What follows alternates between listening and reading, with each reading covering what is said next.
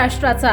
नमस्कार, मी सुद्धा संध्यालामध्ये आपल्या सगळ्यांचं स्वागत. आजवर अनेक नेते विमान अपघातामध्ये गेले, पण अजितदादांच्या अपघाताच्या रूपाने महाराष्ट्रावर सर्वात मोठा आघात झाला.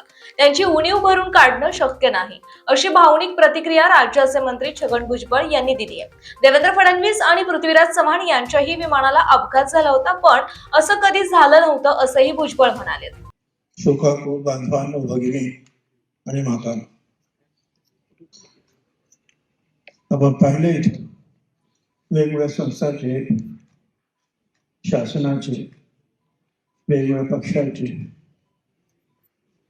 सर्व प्रतिनिधी पक्षाच्या भिंती वगैरे जे आहे बाजूला सारून त्यांनी दादांना आदरांजली अर्पण केली, श्रद्धांजली अर्पण केली. आणि त्यावेळेला दादांनी केलेल्या चांगल्या कामाचं गुणगान त्यांनी केलं. आता जे सांगितलं आमच्या झिरवळ साहेबांनी, मी 3-4 महिन्यानंतर पहिल्यांदाच त्या कॅबिनेट मिटिंगला जायचं ठरलं आणि प्री कॅबिनेट मध्ये 2-3 तास नंतर सीएमला भेटायचं होतं. तुझं अर्धा दिवस आम्ही बरोबर.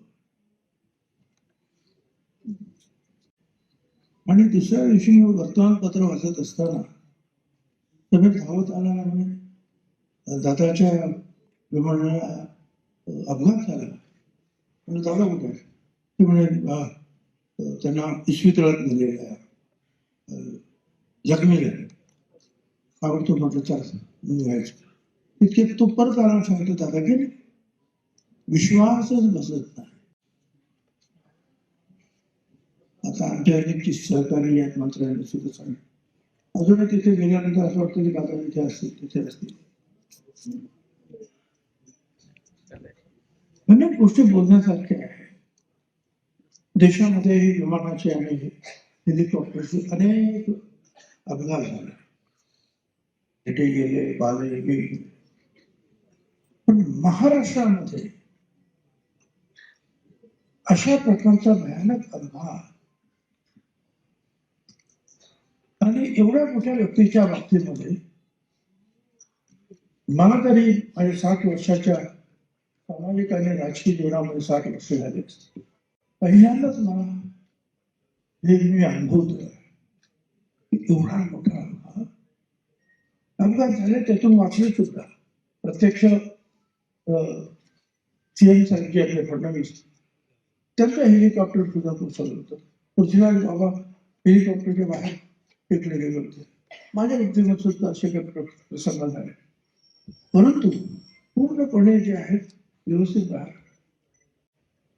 आणि आज आम्ही पाहतो आहोत, मी स्वतः तिथे तर आम्ही सगळे गेलोच होतो, पण मी प्रत्यक्ष त्या ठिकाणी गेल्यानंतर मला कळेच ना की हे विमान इकडे आलं कसं काय.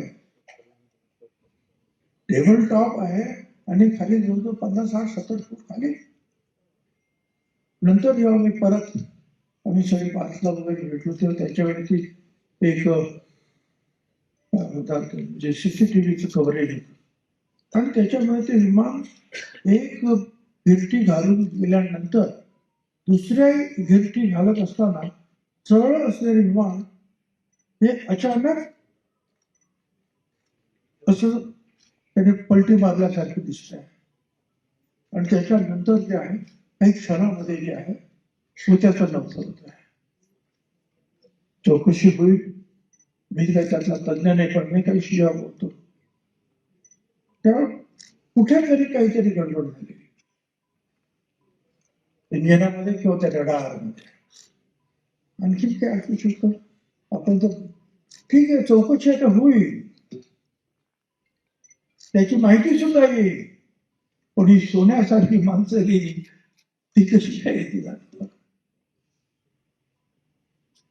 दादांचं जर जीवन जर पाहिलं, असे काही आयुष्य असतात ते आयुष्यभर फक्त त्रास भोगावा लागतो. त्यांच्या लहानपणीच वडिलांचं छत्र आणि पवार साहेबांच्या देखरेखीखाली ते मोठे झाले. आपण म्हणतो ना त्यांचं अचूक वेळी येण्यावर काम करणं, तर या अनेक गोष्टींचा ठेवा जो आहे निश्चितच पवार साहेबांच्या ताज्या आणि महत्त्वपूर्ण बातम्या पाहण्यासाठी आजच आमच्या संध्या लाईव्ह न्यूज चॅनलला यूट्यूबवर सबस्क्राईब करा आणि बेल आयकॉन प्रेस करा.